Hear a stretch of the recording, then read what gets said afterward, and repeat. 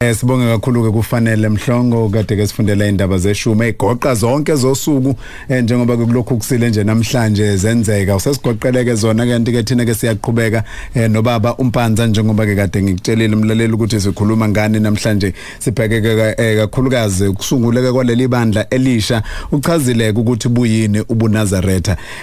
Engicabanga ukuthi kubalulekile manje ukuthi sikubheke kakhulukazi ukuthi ke lizohluka kanjani leli bandla elisunguliwe manje ukubalulile izinto eziningi ezisekelo zokusunguleka kwebandla lobuNazaretha wakusho futhi ukuthi imiphi imigomo elawula lokho wakusho futhi wabona ukuthi kukuphi mhlawumbe okungenzeka ukuthi ke kwehluka kona babutha bekhulu mhlawumbe ngaphambi kokuthi singene ngokujulile la ekuthenini umehluko umyalezo waleli bandla elisha nebandla lidala noma osuke kulona uyini kakhulukazi kodwa khona le nto ke wayibalula ukuthi usengaphansi kwebandla lasebuhleni so ngamanye amazwi ungasho ukuthi unaso isibusiso senkosi ephethe njengamanje kuleli bandla elisha noma beningakafiki kuleyo level.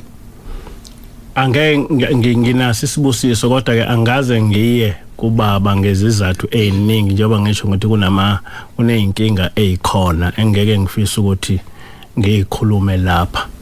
Okay kodwa ke kusho ukuthi singathemba ukuthi ngelinye ilanga kuyofika lapha eniyoba neunderstanding khona uma kuukuthi kanti akukona nje ukuthi uye wahlubuka kodwa uthe ithi ngimela ukuze ngikwazi ukufundisa ngendlela engiunderstanda ngayo ubuNazaretha. Yes njengoba ngichazile ngathi umsebenzi omkhulu waleli ibandla eNew Nazareth Baptist Church ukuba landise ubuNazaretha emhlabeni wonke ngoba uma ngifunda uShembe ngithole ukuthi inhloso kaShembe kwakuukuthi ubuNazaretha kube inkolo kube inkolo ezoba semhlabeni wonke. And ukuze inkolo ibe semhlabeni wonke kuqala kufanele ukuba ifundiswe iqondakale ngamalunga ayo. So ngizofundisa ngobuNazaretha in general. Kungasho ukuthi mhlambe iNew Nazareth Baptist Church kodwa iNew Nazareth Baptist Church ingisiza ngokuthi ngikwazi ukuthi ngiplane izinto ngendlela engifuna ukuba ngiziplane ngayo ngaphandle ukuthi kube khona umuntu ongihlukumezayo. Kodwa uma ngikhuluma ngobuNazaretha ngikhuluma ngobuNazaretha njengenkolo eyafika lapha nomprofeti uIsaiah Shembe ukuthi ubuNazaretha kuyinkolo efana nobuKristu, ubuNazaretha kuyinkolo efana neIslam, ubuNazaretha kuyinkolo efana neJudaism. Ngeshwa ubuNazaretha seqede iminyaka e100 kungakaze kuzichaze njengenkolo ukuthi ngempela njengenkolo simiphi and umsebenzi wami omkhulu ukuthi ngibheke ukuthi ngipromote ubuNazaretha ngipromote itheology noma imfundiso nkolo yobuNazaretha so that uma ngabe ngisuka lapha ngiya for example eAmerica ngifike ngikhulume ngobuNazaretha umuntu oseAmerica engizwe ukuthi ngikhuluma ngani uma ngisuka lapha ngiya eEngland ngifike ngikhuluma nomlungu ngobuNazaretha umuntu owumlungu ekwazi ukuthi uyafithe ebuNazaretha because ubuNazaretha ireligious philosophy so umsebenzi wami omkhulu is to promote ireligious philosophy yomprofeti. Ama theologians ngokwehlukahlukana kwawo ngendlela oyichaza ngayo ayayimukela yini theology of Nazareth uma kuthi ngikubeka kahle noma imfundiso nkolo kade uyichaza yobuNazaretha sengikhuluma ke manje mina ngama scholars kwi theology kuze kuba manje ziningabe incwadi engisibhalile ngetheology yobuNazaretha. In fact kunezincwadi engiyibhalile nezinye engisayibhala maningabe ama symposia engeke ngiwahambe of a very high standard. Isikhathi esiningi bengikwazi ukuthi ngihambele ama symposia elokhuza o professor o dokotela abazenkolo ngihlangane no professor uStazen ngideliver iphepha ngetheology yobuNazaretha ngivumele ama questions ukuthi elokhuze abantu bengibuze ngetheology yobuNazaretha akukho lapha engake bakwazi ukuthi bengikhona rishe khona because as far as I'm concerned ubuNazaretha kunothe kakhulu ngetheology yakho. The only thing ukuthi abantu badinga ukuthi bebe lokho zabe kufundisa. So maningi aba university engeke kuona hayi nje kuma Nazaretha kodwa ngimenye ngama theology ngimenye ngo professor bezenkolo. But angizo deliver iphepha. I've delivered ama paper on Shembe and the Holy Spirit. Ngichaza spirit ukuthi I Holy Spirit from the Nazareth perspective ichaza ukuthini. Ngenze I comparative study kayelokhuza yobuNazaretha nobuKristu ngikhulume for example ngendaba yelokhuza kaJesu ukuthi ngokwama Nazaretha for example makuthiwa uJesu wafela izono istand sama Nazaretha simipi and therefore ubuNazaretha I'm very confident ukuthi ngingabizwa noma kuyiphi university ngibizwa noma kumapha ama scholars ezenkolo I can stand ukuthi ngikuchaze ubuNazaretha and make people become satisfied. Ngikathi ngise university Evers University ngichaza kuma ngelokhuza ngoShembe elokhuza ama black Americans they were so shocked ba kwathi makuphuma ilokhuza umhla ilokhuza kuyi break bonke beza kimi bathi is there such a thing in South Africa? And I said yes, there is such a thing in South Africa. Ngicabanga sengazi ukuthi ngendlela okubeka ngayo manje Thabekhulu kusangazi ukuthi bakhona abantu abake baya ku School of Theology bayofunda ngobuNazaretha.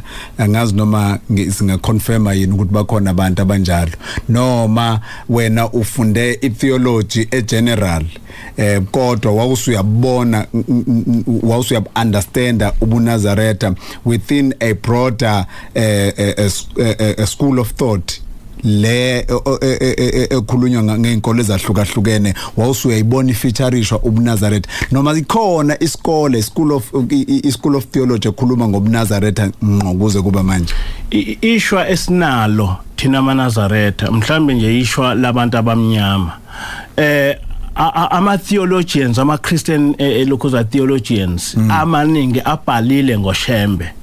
And uma ngithi ngiyayifunda lezi zinto engiyibhalile ebayibhalile ngithole ukuthi lezi zinto abayibhalile akuzona lezi zinto engizaziyo mina njengomNazaretha. Bona bayafunisela so baningi abantu ababhale iziningabi incwadi ezibhalwe ama outsiders and I call them outsiders ngoShembe.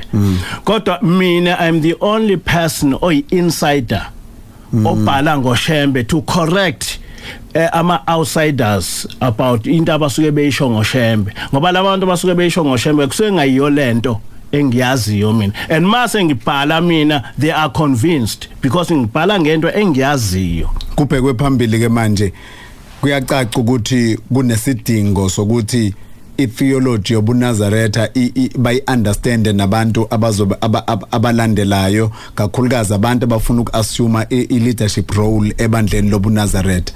Kukhona yini enhlelweni zakho nanje naleli bandla elisha iNew Nazareth Baptist Church ukuthi kugcine kusungulwe isikole setheology yobuNazaretha lapho abantu abafuna uku-understand ubuNazaretha futhi befuna ukuleader ebandleni lobuNazaretha bakwazi ukuyofunda ba-understand le theology?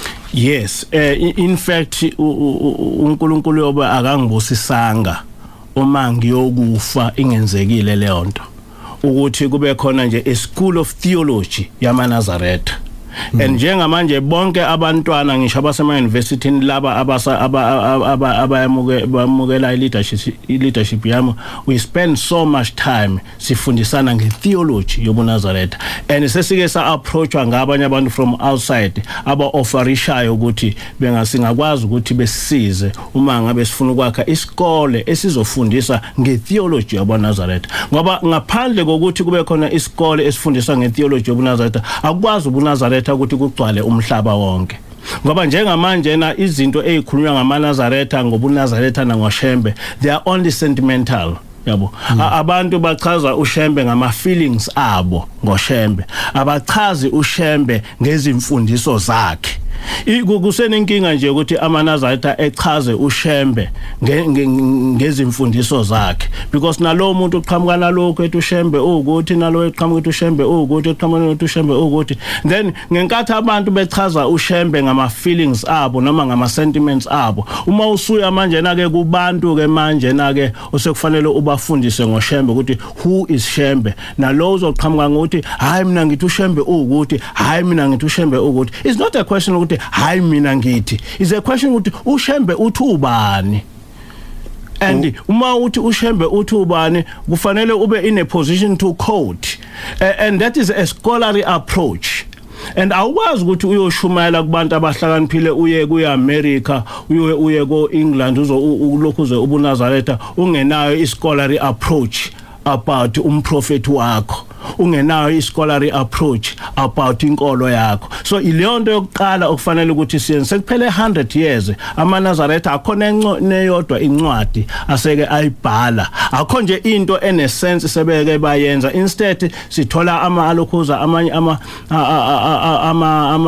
amaJalimane ebhala ngoShembe, sithola amangisi ebhala ngoShembe, incwadi ezibhala ngoOziyah Shembe ziningi ngendlela esimangaliso kodwa zibhalwe ngama outsiders. Amanye ama scholars theology uma ngabe usuke uyethula lento iunpack njengoba uunpack nje bayayemukela yini, bayakwazi ukuyicomprehend ngalendlela osuke uyichaza ngayo, ngoba ngiunderstand mina ukuthi yini engenza ukuthi ama scholars noma ama theologians njengobuke waveza ukuthi amaningi akhona wamvezi abayivezi unkolo yobuNazaretha njengoba injalo, ngoba kusho ukuthi mhlawumbe basuke kakade beapproach bebias kakade kusukela kwasekuqaleni. Sengithi ke manje uma nihlala ubachazela uyiveza njengoba uyiveza nje njengamanje, nawe as a scholar nabo as ama scholars kodwa akade ngayiunderstand kakhulukazi le area lena, ayayemukela yini, ayaunderstand yini? Bayemukela kakhulu, because bayemukela kakhulu ngoba uma ngizonikeza ngizodeliver iphepha lisuke line logic phakathi, and noma ngabe umuntu engibuza imibuzo etheologian ngiyakwazi ukumphendula ngoba ngisuke ngikhuluma ngento engiyaziyo in and out noma ngilele. So ama theologians alokhuza ngihlangane kakhulu nabantu inkodi isikhathi esiningi abelungu ababhale ngoShembe, even if bebhala ngoShembe bang-approach abengishayele incingo befuna ukuthi ngizobachazela. Baningi abelungu abanama-thesis manje abango-odokotela abanama-master's degree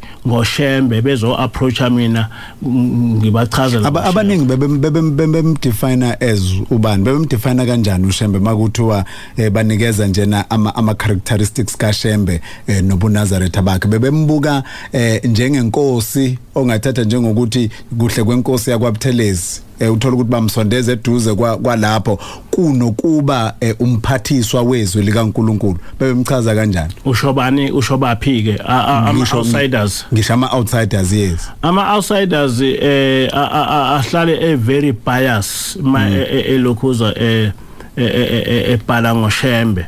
I remember for example ukuthi ngise eVest University nga corrector omunye uprofessor ngezinto eziningi ngizama ukumchazela khona nje lapha, for example owayethi uShembe uzenza uJesu, and then bese quota for example khona lapha equota khona ethi uShembe ubonakala elokhuza egeza abafundi bakho inyawo elingisa uJesu.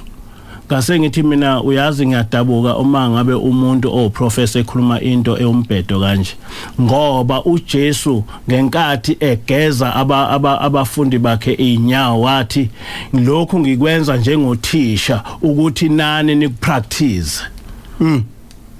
Manje ngathi mina ngiyaxakeka uma uShembe sekupractice ubusuthi wena uyalingisa. Uma uShembe evula umuntu amehlo bese bethi ulingisa uJesu, ungamlingisa kanjani uJesu ngokuvula umuntu amehlo? Uyabo? So i-approach yabo is always very biased.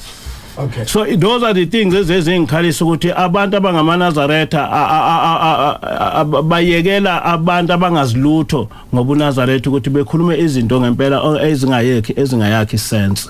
Mlalele ekhaya kanti ke isikhathi ngo-10:18 ishumi nesishiyagalombili imzuzu utshayela ihora leshumi namhlanje ebusuku sikhuluma nobaba uReverend Mpanza sikhuluma ke ngenkolo yobuNazaretha kanti ke uqhamuka kuleli bandla elisanda kusungulwa eliqhamuka ke khona lapha ebandleni lamaNazaretha iNew Nazareth Baptist Church. Nansi imibuzo ekhona la khona bangithumelela uthi ngabe uNkulunkulu nobuNazaretha bumiphi ngamakhosikazi angaphezulu koyedwa ake uchaze kafishane ngalokho nje kuphela okwanamuhla ubheka ingcobo obuze lo mbuzo kanti omunye uthi molo Mr Buthelezi kanye noThabekhulu umbuzo wami uthi why kungabaswa umlilo ngemgqibelo omunye ngabe kuyiqiniso yini ukuthi uShembe wake wazama ukundiza okay I don't think singakwazi ukuphendula lona ngoba si specific empeleni into esikhuluma ngayo namhlanje omunye uthi why uMr Mpanza angachazanga ngobuNazaretha ephakathi ebandleni but I decide ukusungula elinye ibandla uHandsome Xolani Buthelezi mhlambe ake sibuke lena lembuzo sayibuzile lena baba uThabekhulu kakhulukazi lona okhuluma ngokuthi amakhosikazi angaphezulu koyedwa ukuthi wena uthini mhlambe nebandla lakho noma inkolo yobuNazaretha ngokomthetho wayo ithini ngamakhosikazi angaphezulu koyedwa okwesibili ilona othi kungani ungazange uyikhulume lento ngaphakathi uzodecide ukusungula elinye ibandla I think uchazile lokho Thabekhulu kulona eqaleni nje kodwa leyana ke yamakhosikazi ngithena okokuqala ubuNazaretha bakhelwe phezulu kwamasiko abantu angaphambani nomthetho kaNkuluNkulu right amakhosikazi amaningi akusiwona umthetho kaNkuluNkulu amasiko abantu kodwa ukuze uthi abantu abangabanawo amakhosikazi amaningi kufanele ukuthi ukhothe umthetho kaMose othi kuyisono ukuba namakhosikazi amaningi so ngamanye amazwi iview yaleli bandla elisha ukuthi kuyisono kuba namakhosikazi amaningi no uma ukuzokhotha ukuthi kuyisono yes kodwa angaze ngikuthole ukuthi khona lapha kuyilokhuza emthethweni kaMose ukuthi kuyisono ukuba namakhosikazi amaningi kodwa all the same even ukuba namakhosikazi amaningi akusiyona imfundiso obuNazaretha kwakhona ke ngoba ngicabanga ukuthi uPaul ngicabanga ukuthi kule phila yesibili Thabekhulu lena yemfundiso zika Jesu nabapostoli ngicabanga ukuthi uyakubalula uPaul lapha yana ukuthi umuntu ofuna ukuba umbonisi makabe umuntu omfazi munye uyazi uma uzokhuluma lokho Shenge ngike ngakukhuluma esontweni ngathi mina kuye kungimangalise ngoba uShembe ukubhala specifically kule ncwadi ekubizwa kuthiwa incwadi yemncwabo ayazi amaNazaretha ukuthi khona incwadi ekuthiwa incwadi yomncwabo le ncwadi lena kaShembe noShembe usho njalo uthi umuntu mayembonisi wezwi likaNkuluNkulu akabe nomfazi oyedwa kodwa amaNazaretha akayifundi leyo ncwadi hey madoda manje amaNazaretha ngayithatha le ncwadi ethi lokhuza le ncwadi lena ethi ebhala uthi umncwabo uShembe wakusho uShembe uthi umuntu owumfundisi akabe nomfazi oyedwa kubhalwe phansi kodwa amangaze ngizwa amaNazaretha ekhuluma ngalokho kodwa uShembe ukubhale phansi ukuthi uma umuntu engumphathi wezwi likaNkuluNkulu abe nonkosikazi oyedwa kodwa that thing ihlala encwadini has never been spoken about ayikaze idebate ngamanye amazwi engizama ukuchaza ngoba ngifuna ukuthi iqiniso nje ngilimise into eshiwo uNkulunkulu nento eshiwo uShembe ilokhuza angeke ngifundise ngokuthi umuntu angeke ebe nonkosikazi oyedwa ngoba uma ngizofundisa ngalokho kufanele ukuthi ngikhothe kumthetho kaMose ukuthi umthetho kaMose uthi kodwa lokhuza uShembe ufundisile ngokuthi umuntu uma ewumfundisi engabanawo amakhosikazi amaningi kodwa awukuzwa lokho amaNazaretha ekukhuluma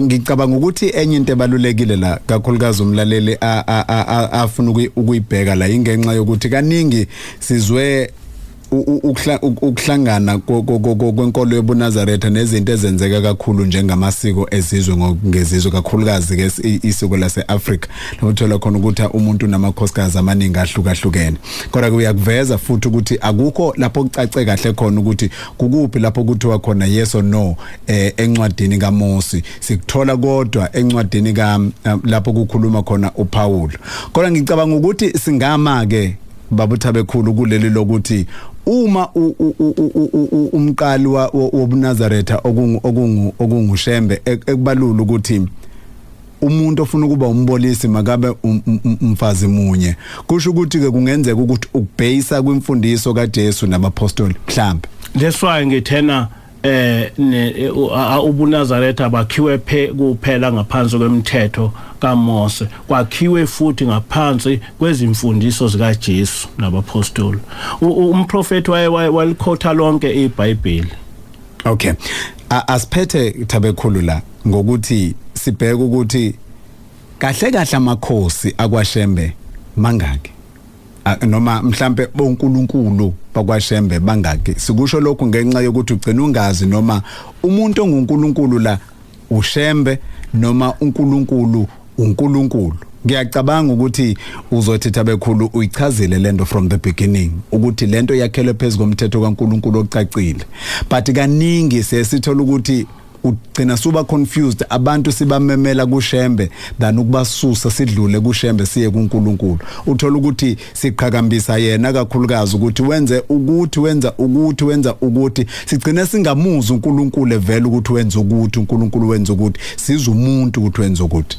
uyabona Shenge uma uzofunda incwadi kaShembe le ebizwa kuthiwa isihlabelelo zamaNazaretha igama elithi Jehova uShembe uliphindeka 9 times emthandazweni wokuvuka waliphinda ka 14 times emthandazweni wokulala waliphinda 19 times emthandazweni weSabatha encwadini yonke igama elithi Jehova liphindweka 84 times ngisho ezindlini zamaNazaretha uShembe wafundisa ukuthi akawubhala ukuthi dumisana uJehova so ke ngenye yezinto ethanda ukuthi idide ngoba okuyinkinga amaNazaretha amayithi uShembe uNkulunkulu ayakusho lokhu ngaphandle kokucabanga ukuthi lokhu akukhulumayo kubadida kangakanani abantu kunokuthi kubachazele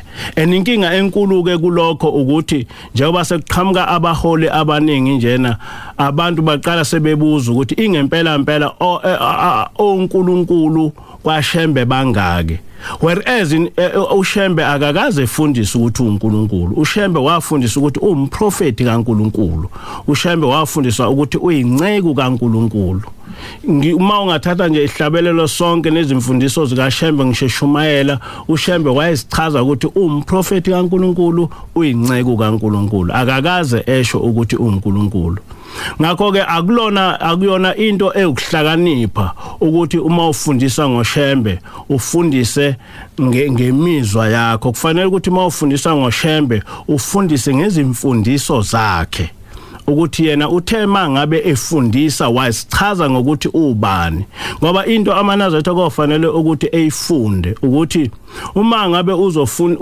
inkolo mangithatha iJudaism inkolo esebenzisa iTorah amaJuda yonke incazelo yenkolo yawo ayithatha kwinkolo eyimfundisweni kaMose iTorah amaKristu yonke inkolo yawo ayithatha eyimfundisweni zikaJesu iTestament elisha uma uthatha amaMuslims inkolo yabo bayichaza beyithatha bequota ilokhuza iQuran kodwa amaNazaretha uma esechaza inkolo yawo akahluphi ngokuthatha incwadi kaShembe ebizwa kuthiwa izihlabelelo zamaNazaretha ngoba incwadi kaShembe ethi izihlabelelo zamaNazaretha ichaza yonke into iyachaza ukuthi umuntu omNazaretha kufanele ukuthi ekhonze bani iyachaza ukuthi uJehova uyini umdali wezulu uJehova nokuthi uShembe uyini usichaza yena uShembe ukuthi uyini mangabe ekhuluma ngoJehova ngaleyo ndlela ke ukuphendula umbuzo ukuthi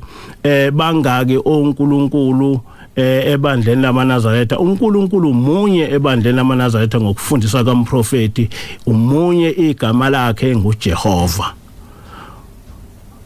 uShembe ungumprofeti kaNkulunkulu uShembe uyinceku kaNkulunkulu ngokufundisa komprofeti ababili ababathathu ngoba immediately uthi babili bathathu usuyaphuma emfundisweni zomprofeti ngoba imfundiso kaMprofeti ithi yonke imfundiso obunazathi yakhelwe phezulu kweBhayibheli yakhelwe phezulu komthetho kaMose umthetho kaMose uthi ungabi nabanye onkulunkulu ngaphandle kwami so imfundiso kaShembe ithi uNkulunkulu munye uNkulunkulu wasekuphameni munye igama lakhe wasichazela uShembe kahle wakubhala phansi wathi uJehova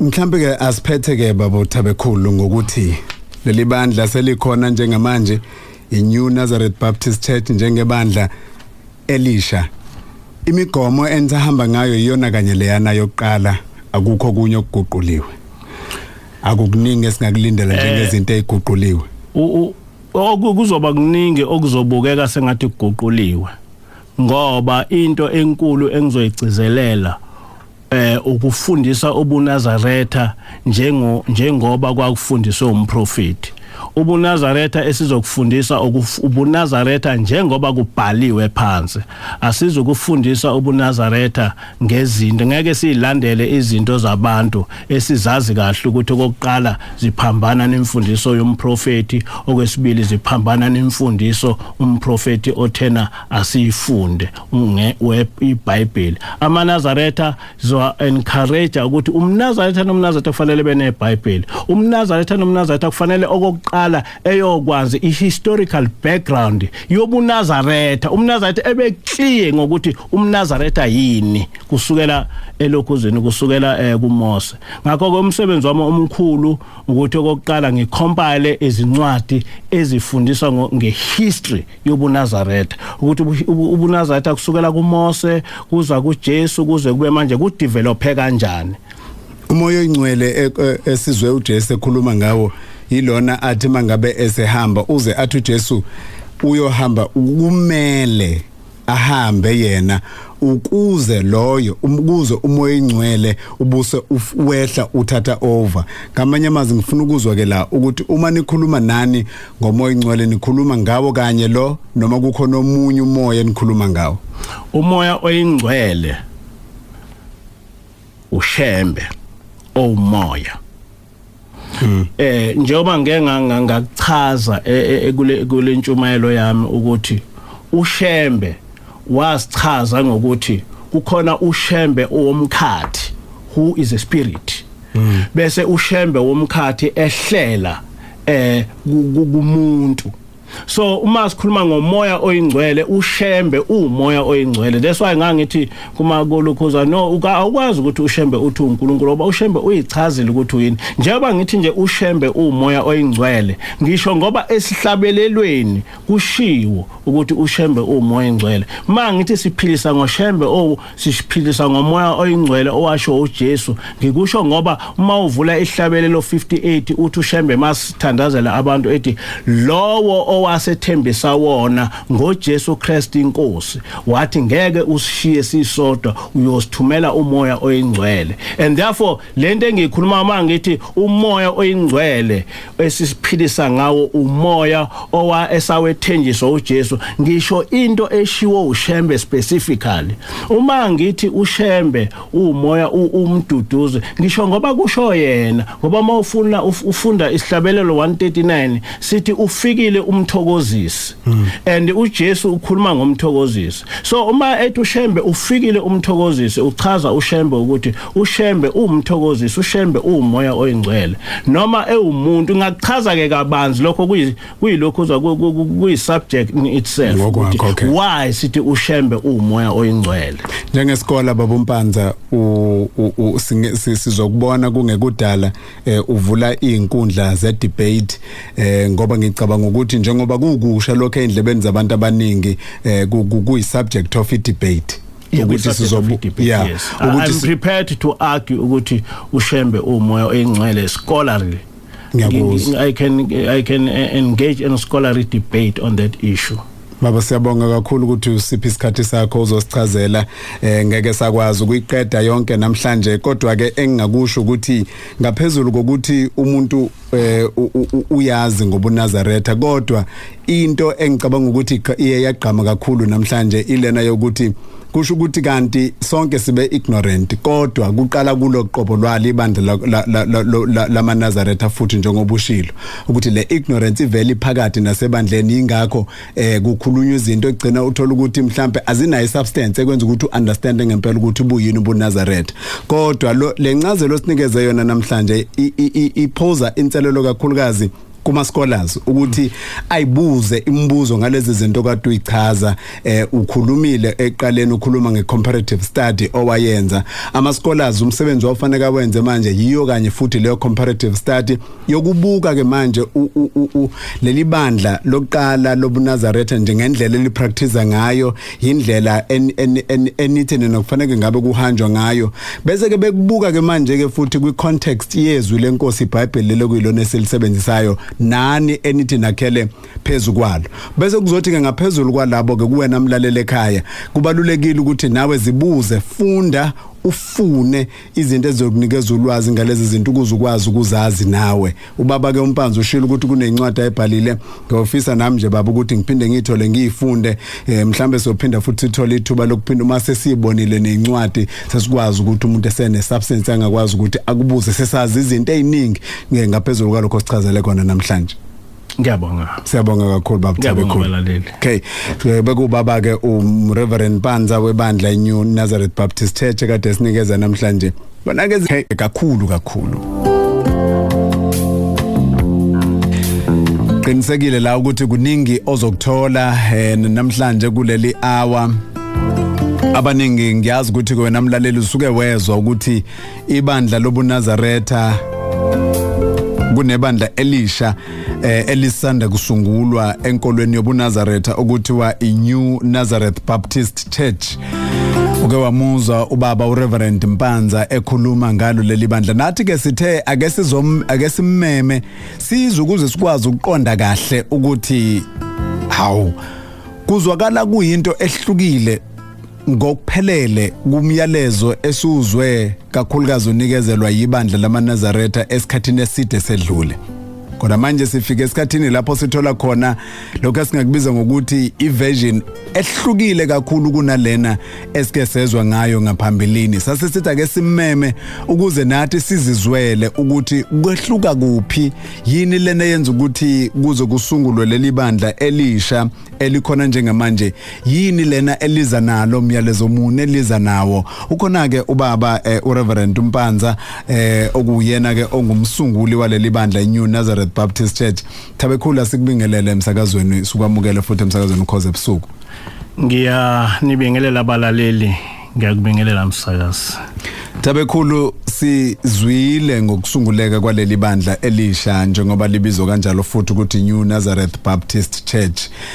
Ngiyazi ukuthi kaningi uchazile lokho ukuthi yini imbangela yokuthi nize nibe niyahluka noma kusunguleka leli ibandla elisha. Mhlawumbe ngingafisa ukuthi ngiqale khona lapho ande siyobheka ke manje umehluko webandla lobuNazaretha ngendlela okwenzeka ngayo lapho eniphuma khona nalapho sesikhona manje.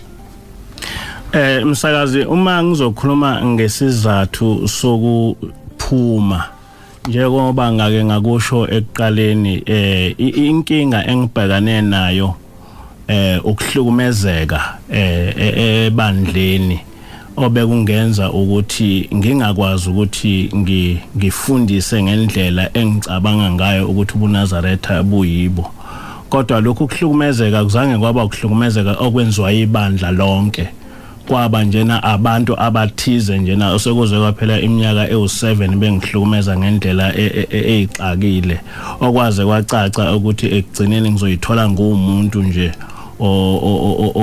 ophuza utshwala ngendlela okwabekwa ngakho kodwa kangifuni ukuthi ngikhulume ngixile kakhulu kulokho kodwa nje engithanda ukusho ukuthi ayikho inkinga engibe nayo ebandleni lami lamaNazaretha lasebuhleni namanje na ibandla laseBuhleni ngiyalithanda ubaba uThingo iyona nkosi yami kodwa nje ukuze ngikwazi ukuthi ngikhulume ngobuNazaretha ngaphandle kokuhlukunyezwa ngabantu abathize kwadingeka ukuthi ngikwazi ukuthi ngiphume ukuze ngikwazi ukuthi ngi express my independent thinking about ubuNazaretha but other than that anginayo inkinga ngebandla laseBuhleni and I still regard myself as a member yebandla laseBuhleni although ngingekho kwi-organization kodwa ebuholini bebandla lamaNazaretha laseBuhleni ngingaphansi kwalo ngoba ngaphansi kwababa uThingo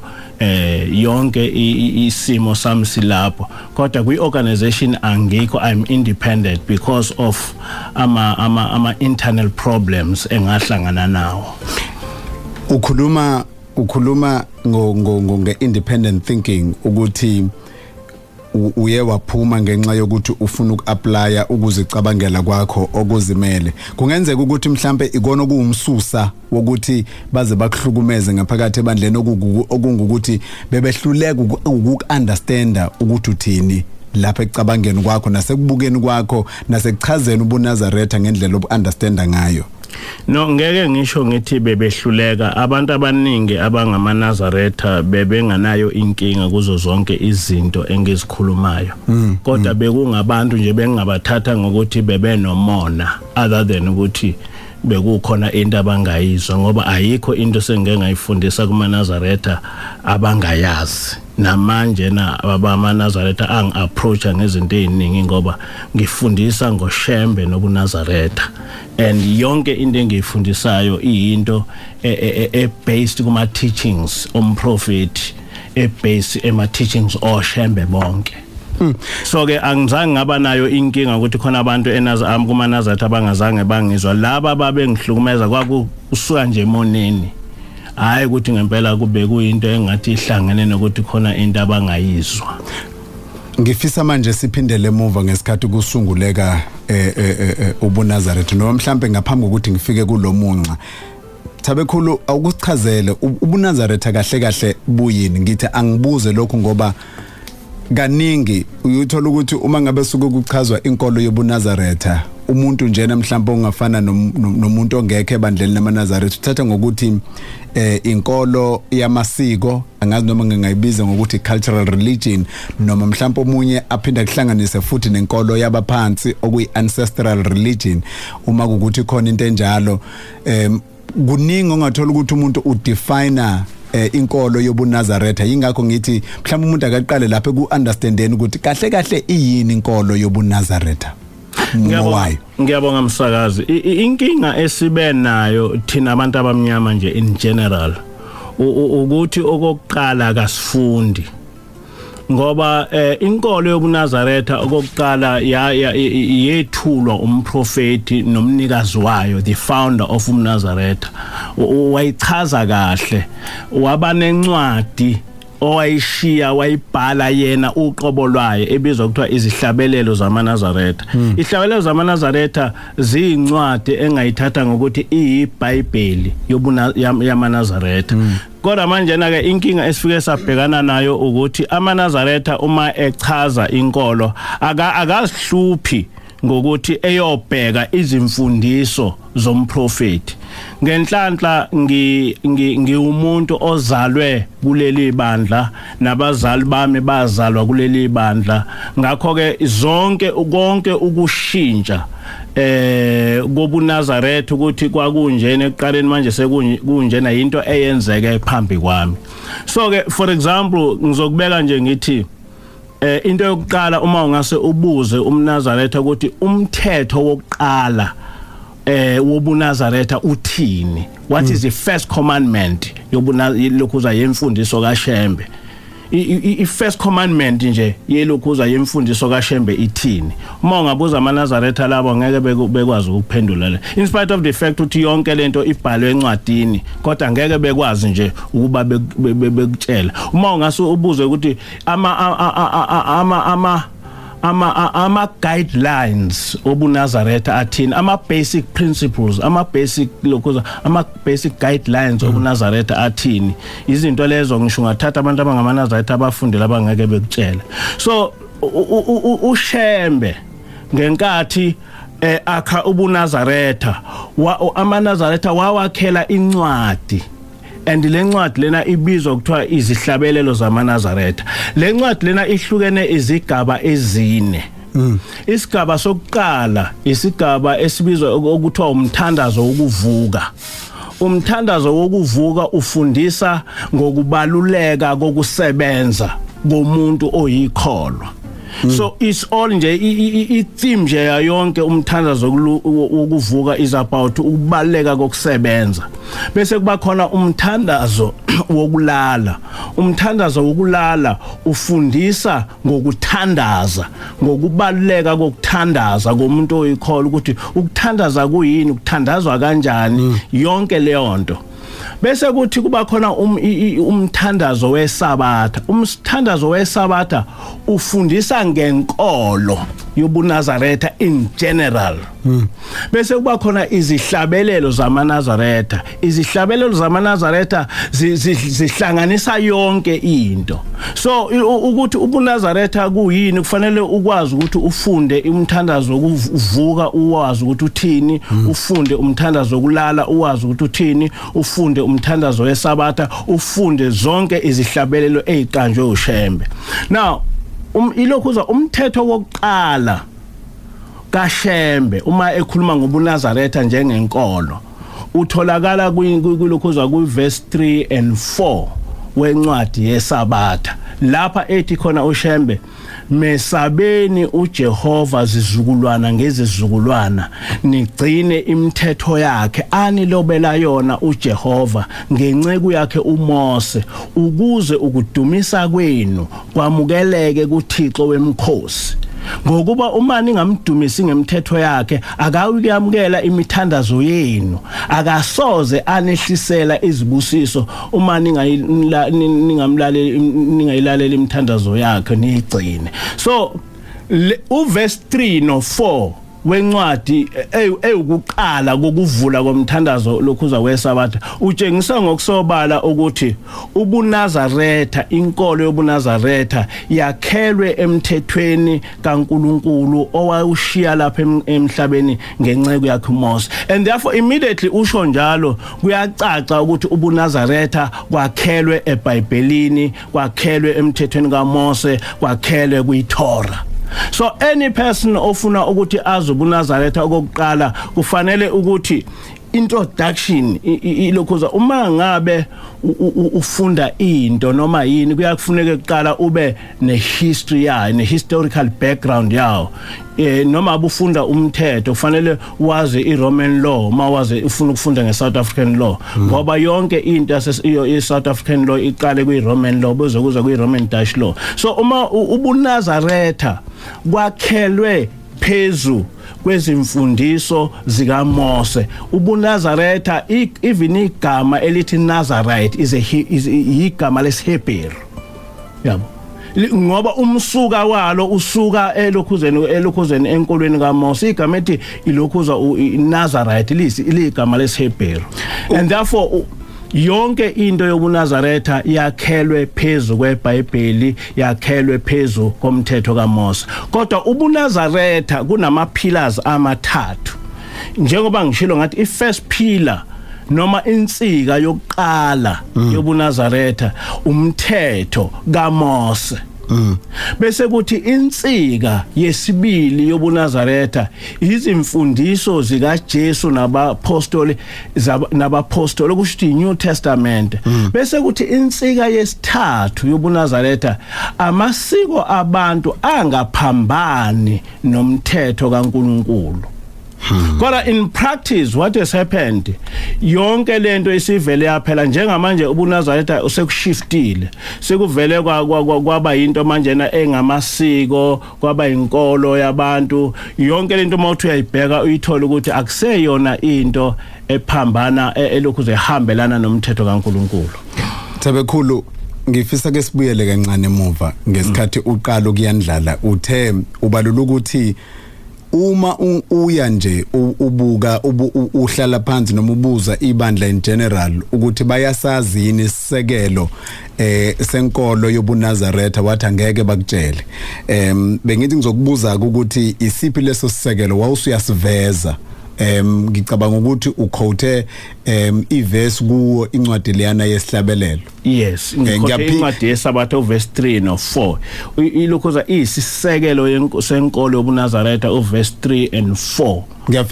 Ngiyafisa ukuthi uphinde usiphinde ngoba lesisekelo ngicabanga ukuthi sibaluleke kumuntu ongazi njengomlaleli ekhaya obenembuzo engayiunderstand kahle inkolo yobuNazaretha kodwa futhi njengoba usukubalulile kuzosiza kulekelele nomuntu ke manje ongumNazaretha ukuthi understand ukuthi nasi isisekelo ngoba ngicabanga ukuthi isisekelo isona esenza ukuthi noma kuphi lapho engihamba khona ngibe ukuthi uma ngizichaza ngokwesisekelo kuyisona sakhele phezukwaso.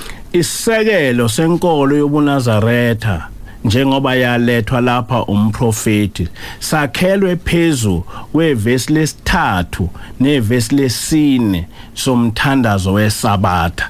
Lama vesi athi mesabeni uJehova zizukulwana ngezizukulwana nigcine imithetho yakhe anilobela yona uJehova ngenceku yakhe uMose ukuze ukudumisa kwenu kwamukeleke kuThixo wemkhosi ngokuba umani ngamdumisi ngemithetho yakhe akawukuyamukela imithandazo yenu akasoze anehlisela izibusiso umani ngayilaleli imithetho yakhe nigcine. Isisekelo leso senkolo yobuNazaretha umthetho wokuqala lowo wenkolo yobuNazaretha. Lo mthetho wokuqala ochaza ukuthi lenkolo yobuNazaretha yakhelwe phezulu kweBhayibheli yakhelwe phezulu kwemithetho kaNkulunkulu owayiletha lapha ngenceku yakhe uMose. Kusho ukuthi ubuNazaretha abubusha ngoba sesizwa nje ngabo kodwa babuvele bukhona kwakudala. Umprofeti lona kuyena oqale lenkolo yobuNazaretha la okusho ukuthi yena ke ubesehambisa lelo vangeli ela prophet noma lelo vangeli esithi laqalwa nguMose. Yes, ubuNazaretha akubusha. ubuNazaretha kwaqala kuMose. uShembe waku developer ubuNazaretha wakupromoter wakwenza kwaba inkolo kodwa ekuqaleni ubuNazaretha kwakuyisifungo somuntu ngomuntu kodwa babe baninga abantu ababethatha isifungo sobuNazaretha okwakuyisifungo mhlambe ezothatha mhlambe inyanga ezisithupha kwakuyisifungo esasiyenziwa umuntu ososizini bese ethi malo umuntu ososizini bese ethi ngifuna njengamanje kuba ke ngehlukane nazo zonke izinto ngiphila impilo kaNkuluNkulu njoba uma ubuza ukuthi igama elithi Nazare noma Nazareth elisho ukuthini igama elithi Nazareth ngesingisithi one whose whole life is dedicated to God umuntu impilo yakhe yonke oyibekele uNkulunkulu ubuNazaretha kubungcwele umuntu oyumNazaretha wayiphila impilo efanayo nempilo yompriest ngamanye amazwi ulokhuzwa umuntu oyemNazaretha kwakukhona into ediwe kuye more than umuntu nje okholiwe nje ubuNazaretha kubungcwele yabo. Okay, ubalule futhi eqaleni ukuthi kunama basic principles or ama guiding principles noma imigomo okuyiyona elawula ke manje lesisisekelo okade ukhuluma ngaso noma elawula umuntu oyinazaretha kule phezulu kwalesi sisekelo asinikeziwe njengokuyikona okungukhiye wokuthi uma ungumNazaretha kufanele wenze kanjeni ukuze ujabulise uNkulunkulu ngoba kanti sekuyavela ukuthi lenkolo yobuNazaretha yakhelwe phezulu kweBhayibheli kodwa futhi kubaluliwe ukuthi mayimjabulise uNkulunkulu uma ingamjabulisa uNkulunkulu imithandazo noma imikhuleko yeNazaretha ayikwamukeleka kuNkulunkulu. Ungakwazi ukusipha lama basic principles noma lemigomo kuyona elawula ukuthi umNazaretha fanele ayiphathe kanjani? Oqala ngithena ngikhulume ngama pillars noma insika. Yes. Ngathi insika yokuqala umthetho ukuthi umuntu omNazaretha kufanele ebuswe umthetho kaNkuluNkulu njengoba ubhalwe uMose. Ngase ngithi okwesibili angithi uMose nabaprofeti. Because uma ngabe umNazaretha awufundi kuphela izincwadi zika Mose nezabaprofeti bonke. Bese umuntu omNazaretha ebuswa zimfundiso zika Jesu nabapostoli.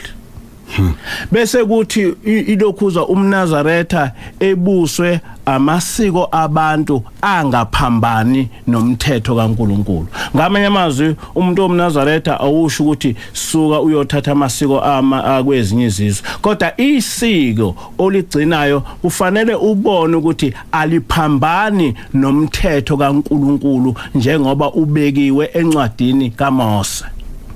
Hayi ngamanye amazwi nakuba sinikezwa igunya lokuthi nakuba njengeNazaretha ninikezwa igunya lokuthi niwa practice amasiko, kodwa fanele nihlale njalo nilitesta lelisiko ukuthi okusho ukuthi uyezwini lenkosi uyolibheka ukuthi lelisiko aliphambani noNkulunkulu, okungukuthi uma liphambana noNkulunkulu awulenzi.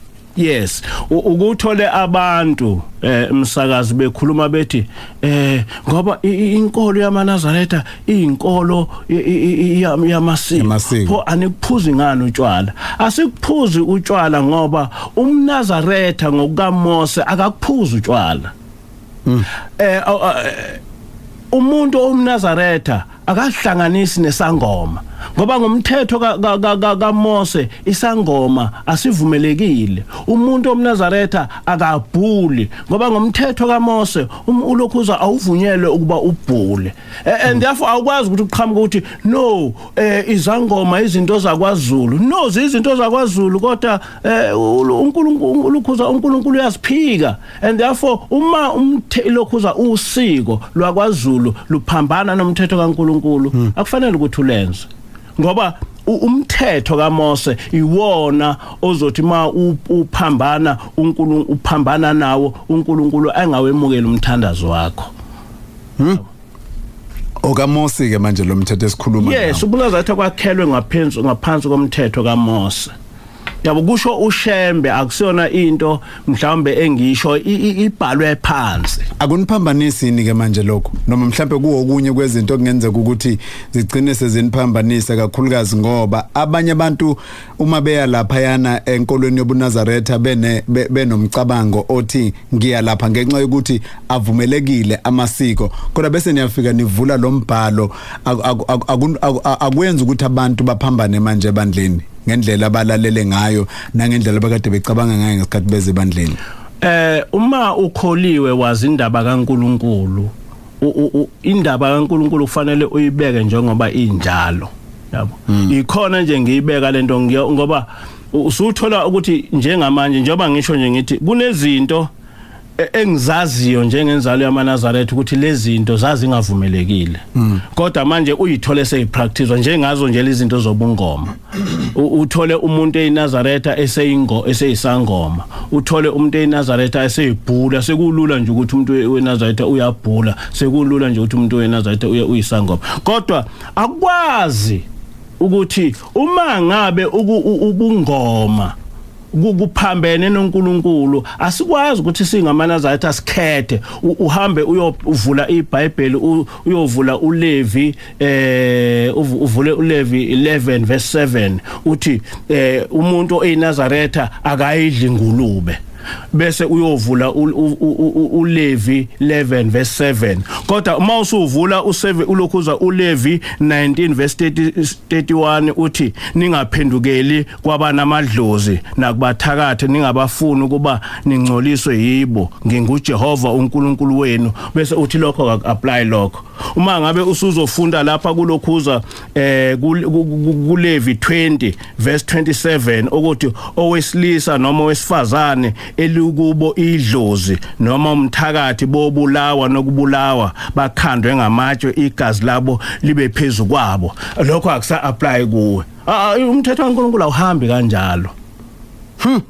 awuhambi kanjalo. Uma ngabe uLevi 11 verse 7 umthetho kaMose no Levi 19 verse 31 umthetho kaMose, okufanele ukuthi nakuzo uma ngabe ungeke uzihlanganise nengulube ngoba uNkulunkulu ngomthetho kaMose ethi ungayihlanganisa nengulube, awukwazi ukuthi busuyihlanganisa nedlozi bese lokho kunga apply. Uyicacise kahle baba le ndaba lena kakhulukazi lena yamasiko, futhi wayicacisa kahle ukuthi uma ngokobuNazaretha lingaba lihle isiko lanoma isiphi isizwe, kodwa uma lelo siko liphambana nomyalo kaNkulunkulu ngokokuloba kukaMose nabaprofeti, lelo siko kusho ukuthi ali applywa enkolweni yobuNazaretha. Al apply enkolweni yobuNazaretha. Uma kukhona aba apply abaphambene nobuNazaretha, baphambene nemfundiso kaShembe. Yabo.